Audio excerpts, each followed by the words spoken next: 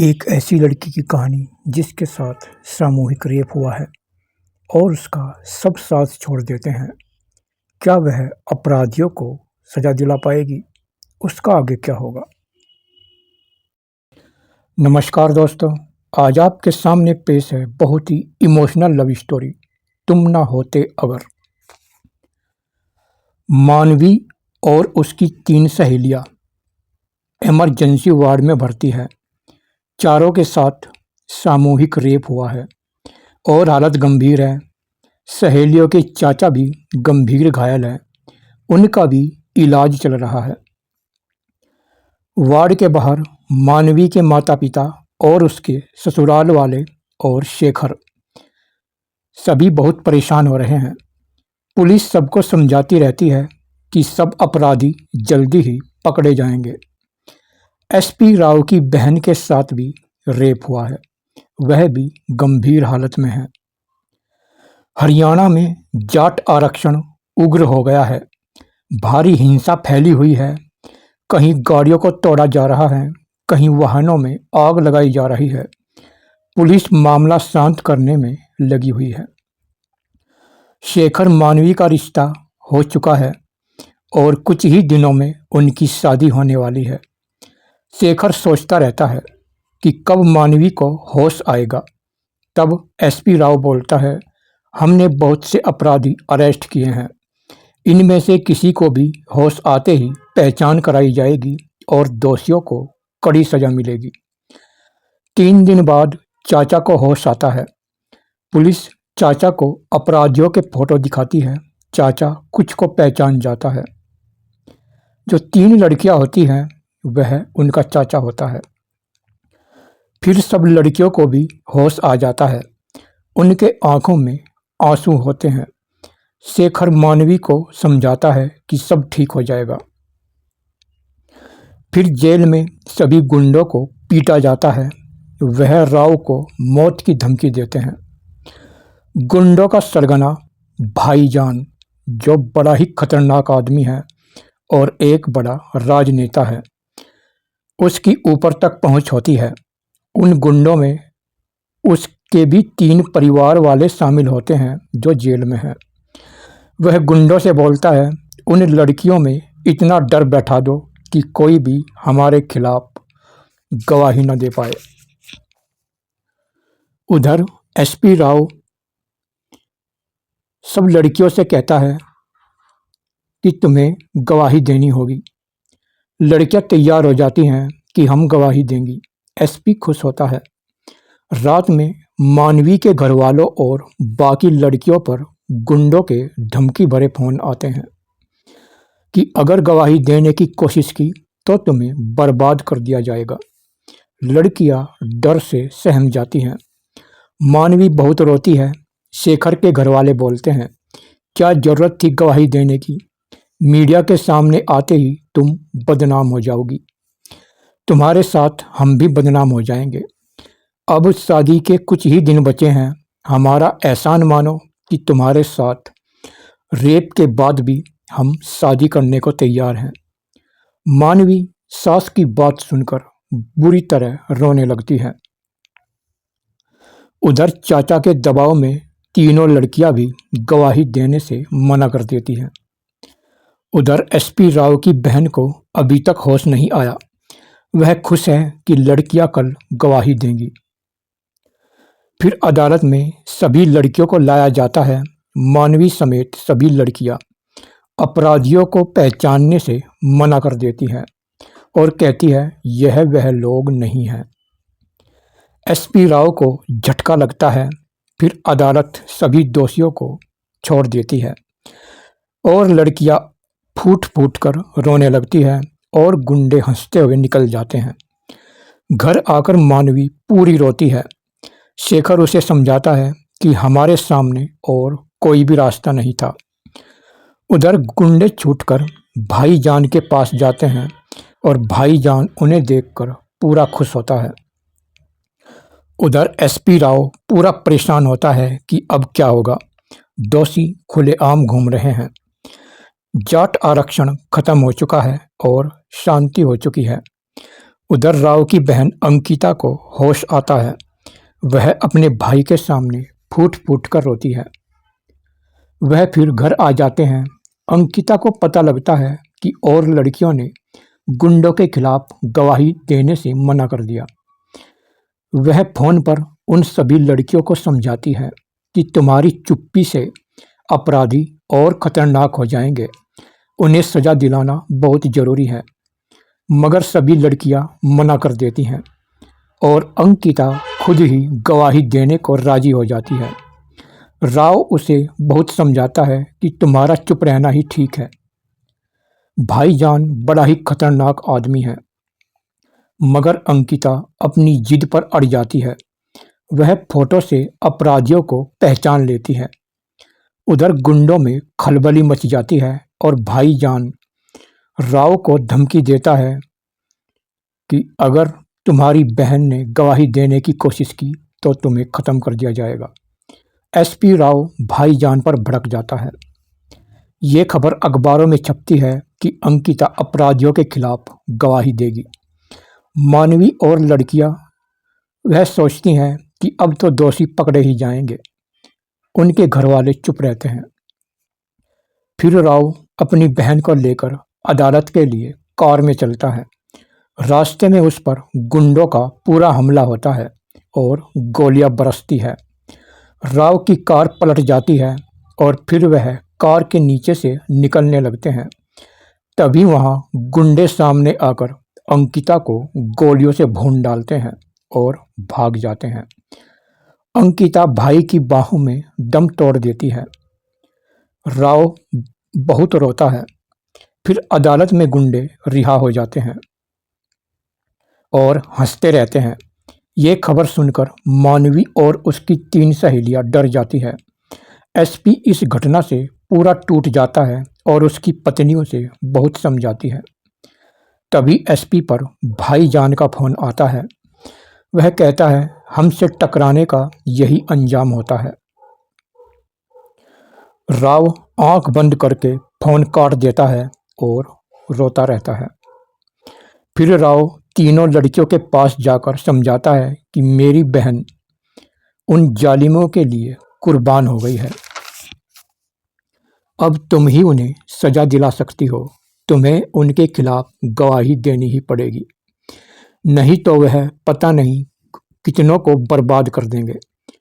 मगर चाचा एसपी राव को साफ मना कर देता है कि जो गुंडों से अपनी बहन को नहीं बचा पाए वह हमारी बेटियों को कैसे बचाएगा। लड़कियां भी गवाही देने से मना कर देती है। एसपी राव निराश हो जाता है। फिर राव मानवी के पास जाकर अपनी बहन की दुहाई देता है और उसके आगे रोता है।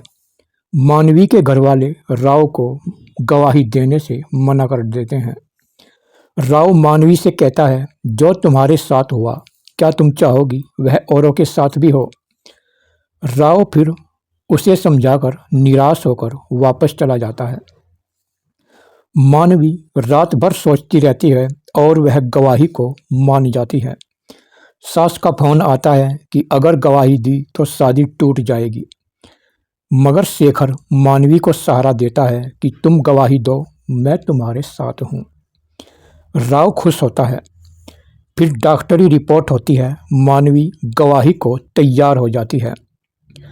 उधर भाईजान बोलता है अदालत में मानवी को नहीं जाने देंगे। फिर शेखर और मानवी वेश बदलकर राव के रूम में रहते हैं और राव कार से जाता है। शेखर मानवी गुंडों को चकमा देकर अदालत पहुंच जाते हैं। गुंडे देखकर चकरा जाते हैं। यहाँ शेखर का परिवार, मानवी का परिवार भी बैठा है। जज मानवी से उस घटना की पूरी कहानी सुनाने को कहता है कि तुम्हारे साथ उस समय क्या क्या हुआ था। फ्लैशबैक शुरू। मानवी अपनी 3 सहेलियों और उनके चाचा के साथ चंडीगढ़ शादी में गई हुई है। यहाँ पर लड़की की शादी होती है। सब शादी में मौज मस्ती करती हैं और फिर वहाँ से दिल्ली के नाम की वापस चलती हैं। कार सड़क पर चल रही है, तभी हरियाणा में अचानक जाट आंदोलन शुरू हो जाता है। जगह जगह भारी तोड़फोड़ होती है। गाड़ियाँ, रेल, दुकानें सब जलाई जाने लगती हैं और भारी हिंसा फैल जाती है। मानवी की गाड़ी पानीपत तक आ जाती है और यहाँ बहुत ही लंबा जाम लगा है और गाड़ियाँ धीरे धीरे चींटी की रफ्तार से चल रही है। चारों तरफ भारी आगजनी होती है। मानवी की कार सोनीपत की सीमा में आ जाती है। मानवी के आगे पीछे बहुत कारें होती है। लड़कियां घबराई रहती है, अपने घर पर फोन करती रहती है, मगर जाम से निकलने का कोई भी रास्ता नहीं होता। अचानक मानवी की गाड़ी सड़क किनारे खेतों के पास रुक जाती है। उसके आगे पीछे बहुत कारें होती हैं और एक तरफ खेत होते हैं।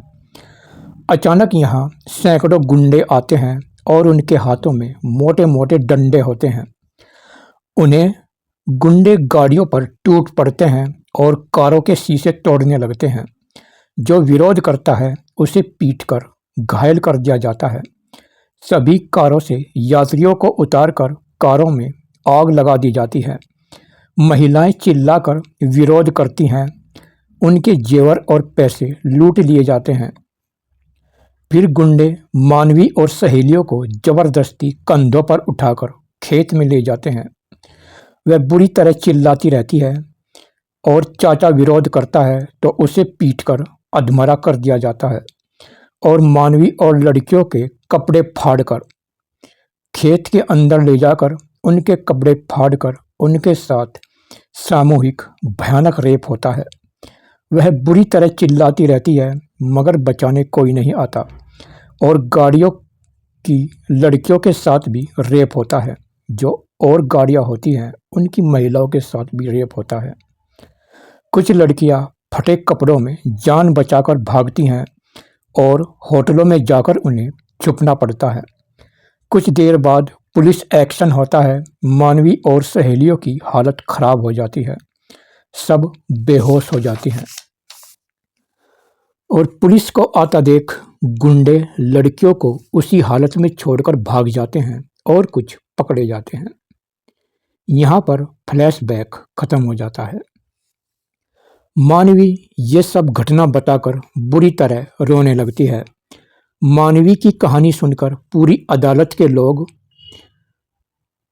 अदालत में बैठे हुए लोग इमोशनल हो जाते हैं, मगर वकील मानवी से उल्टे सीधे सवाल करता है और पूछता है कि प्रत्येक आदमी ने तेरे साथ कितने कितने मिनट तक रेप किया है और तेरे कौन कौन से कपड़े किस किस तरह फाड़े और उन कपड़ों को कहाँ डाला गया और रेप के समय तेरे हाथ आरोपी के किस जगह पर थे। मानवी रोती हुई बताते हुए शर्म से अटकने लगती है और बता नहीं पाती। फिर दोनों वकीलों में भारी बहस होती है। गुंडों का वकील इस घटना को झूठी बताता है कि इसके साथ कुछ नहीं हुआ और कहता है कि इसकी 3 सहेली कहाँ पर हैं, उनके साथ भी तो रेप हुआ होगा, मगर 3 लड़कियां वहां पर नहीं आती। फिर मानवी की डॉक्टरी रिपोर्ट जज के सामने डाली जाती है, मगर वह रिपोर्ट गलत साबित होती है। जज सही रिपोर्ट लाने को कहता है और फिर तारीख लग जाती है। एसपी राव सर पकड़कर बैठ जाता है कि यह रिपोर्ट गलत कैसे हुई और गुंडे हंसते रहते हैं और मानवी फूट फूट कर रोती है। शेखर उसे संभालता है। मानवी घर आती है। उसके माँ बाप उसे पूरा डांटते हैं। सास ससुर इस शादी को तोड़ देते हैं। शेखर उन्हें पूरा समझाता है। वह कहते हैं कि हमें बदनाम बहू नहीं चाहिए। मानवी इस बात से पूरी तरह टूट जाती है और शेखर मानवी को संभालता है कि मैं तो तुम्हारे साथ हूँ मानवी। मानवी उससे लिपटकर रोने लगती है और यहाँ पर बहुत ही इमोशनल गाना होता है कि तुम ना होते अगर। उधर राव सोचता है कि रिपोर्ट कैसे बदली गई। वह अपने ऑफिस के नौकर पर नज़र रखता है। उसका अकाउंट चेक करता है। पता लगता है कि 2 दिन पहले ही इसने 5 लाख रुपए अपने घर भेजे हैं। नौकर पकड़ा जाता है और पिटाई के बाद कबूल करता है कि मैंने ही रात में आपकी फाइल से मानवी की रिपोर्ट बदली थी। राव उसे अंदर कर देता है। उधर मानवी के घर वालों का बाहर निकलना भारी हो जाता है। पड़ोसी उन्हें पूरे ताने सुनाते हैं। घर वाले पूरे परेशान हो जाते हैं। वह मानवी को सुनाते हैं। रात में अचानक गुंडे दरवाजा तोड़कर मानवी पर हमला करते हैं और उसे घसीटते हुए बाहर लाते हैं। वह चिल्लाती है, तभी यहाँ पर शेखर आकर गुंडों पर टूट पड़ता है। यहाँ पर भारी लड़ाई होती है और गुंडे भाग जाते हैं। फिर दिन में एसपी राव शेखर और मानवी को अस्पताल लेकर आता है और मानवी की डॉक्टरी रिपोर्ट होती है।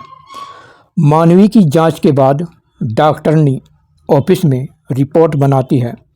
तभी यहाँ एक नर्स आकर उन्हें 5 लाख का चेक देकर रिपोर्ट नॉर्मल बनवा देती है। फिर तीनों रिपोर्ट देखकर चौंक जाते हैं, रिपोर्ट नॉर्मल कैसे हो गई। फिर एसपी राव सीसीटीवी कैमरे को चेक कराता है। कैमरे में नर्स एक गुंडे से 5 लाख का चेक लेकर हंसती हुई डॉक्टरनी को रिपोर्ट बदलने को कहती है और उसे चेक देती है। डॉक्टरनी जांच रिपोर्ट बदल देती है। एसपी राव नर्स और डॉक्टरनी को जेल की धमकी देता है और वह सच बता देती हैं। फिर शेखर मानवी को अपने घर लेकर आता है। सास दोनों को घर से निकल जाने को कहती है कि हमें बदनाम बहू नहीं चाहिए। मानवी रोती हुई शेखर उसे बाहों में लेकर समझाता रहता है। फिर मानवी राव की मदद से सोशल मीडिया पर उन लड़कियों को खुलकर सामने आने की अपील करती है जिनके साथ रेप हुआ था। कहती है कि मुझे नहीं पता मैं जिंदा रहूंगी या नहीं, मगर तुम सबको सामने आना ही पड़ेगा, तभी अपराधियों को सजा मिल सकेगी। और मानवी यहाँ बहुत ही इमोशनल, भावनात्मक स्पीच देती है और सुनने वाले रोने लगते हैं। फिर कल अदालत की तारीख आती है। रात में मानवी सोती है, तभी यहाँ गुंडों का अटैक होता है। शेखर एसपी गुंडों पर टूट पड़ते हैं और कुछ सिपाही मानवी को बचाने की कोशिश करते हैं और उसे बचाकर पीछे ले जाते हैं।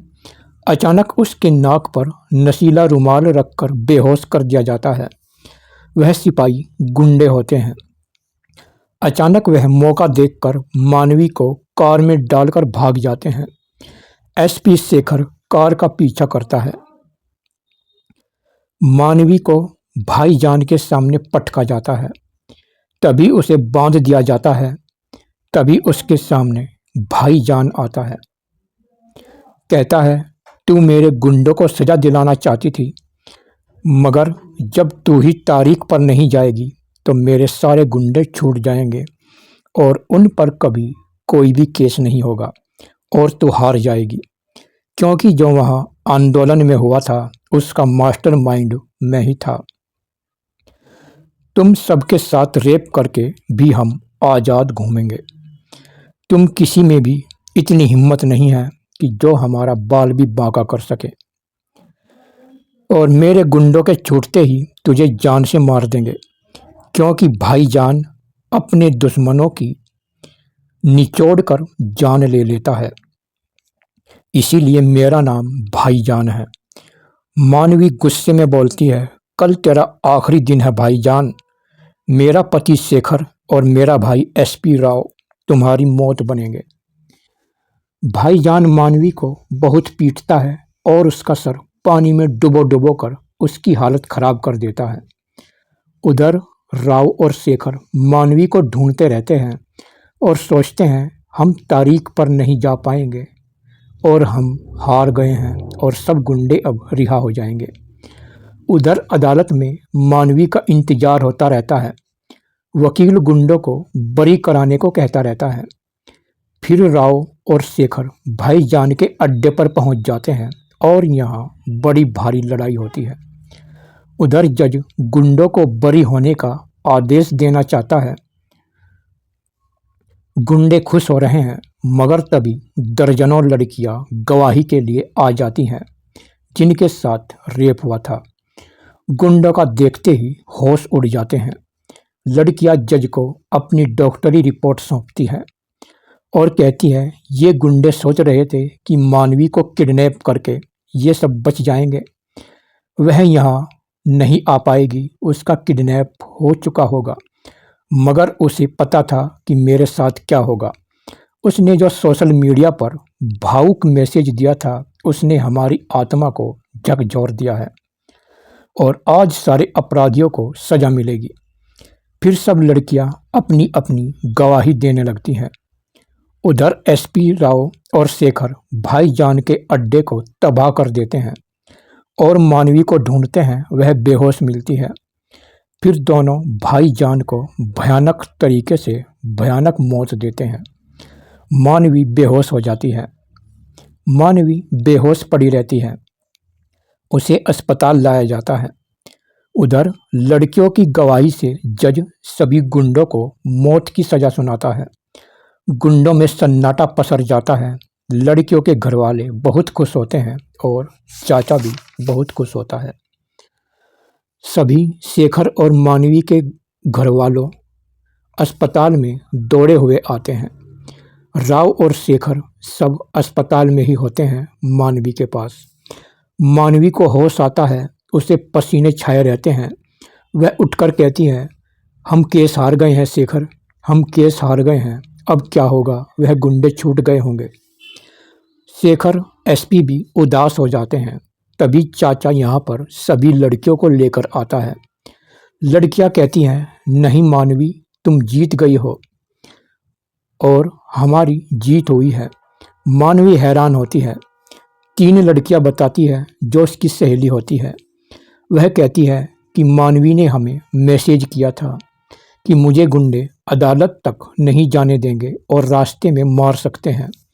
उनका ध्यान मुझ पर है। अगर तुम इस बीच जांच रिपोर्ट लेकर अदालत चली जाओ तो तुम्हारी गवाही से उन जालिमों को सजा मिल जाएगी।